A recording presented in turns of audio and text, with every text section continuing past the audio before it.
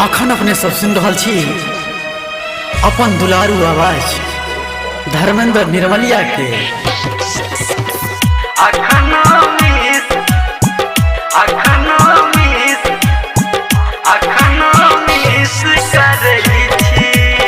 DJ उदय राज एकदारा चौक। DJ good Madhubani मां Gayatri recording studio Madhepur चूड़ी बाजार। सोना ये सोना आहा से कहब कोना, सोना ये सोना आहा से कहब कोना। हम आहा के पहिला किस अखनो मिस करे छी, ये हम आहा के पहिला किस अखनो मिस करे छी। सोना ये सोना आहा से कहब कोना, सोना ये सोना आहा से कहब कोना। हम आहा के पहिला किस अखनो मिस करे छी, ये हम आहा के पहिला किस अखनो मिस करे छी।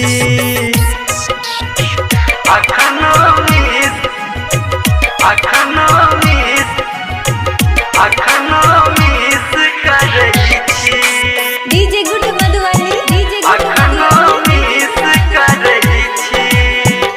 अभी आप सुन रहे हैं सावरिया म्यूजिक।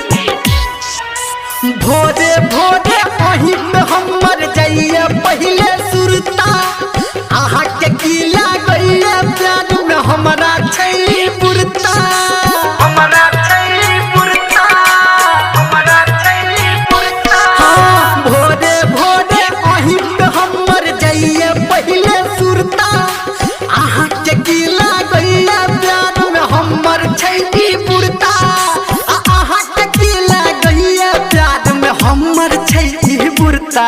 हम आहा के पहिला किस अखनो मिस करे छी, ये हम आहा के पहिला किस अखनो मिस करे छी।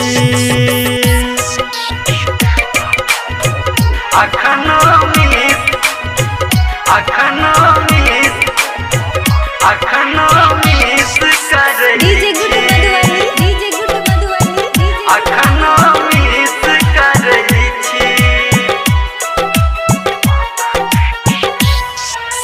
आहा के फोटो रखै छी हम अखनो तकिया तोरे, धर्मेंद्र निर्मलिया प्यार करैया आहा से बोरे, करैया आहा से बोरे, करैया आहा से बोरे। आहा के फोटो रखै छी हम अखनो तकिया तोरे, धर्मेंद्र निर्मलिया प्यार करैया आहा से बोरे। हे ये धर्मेंद्र निर्मलिया प्यार करैया आहा से बोरे। हम आहा के पहिला किस अखनो मिस करे छी, ये हम आहा के पहिला किस अखनो मिस करे छी। हाँ सोना ये सोना आहा से कहब कोना, सोना ये सोना आहा से कहब कोना।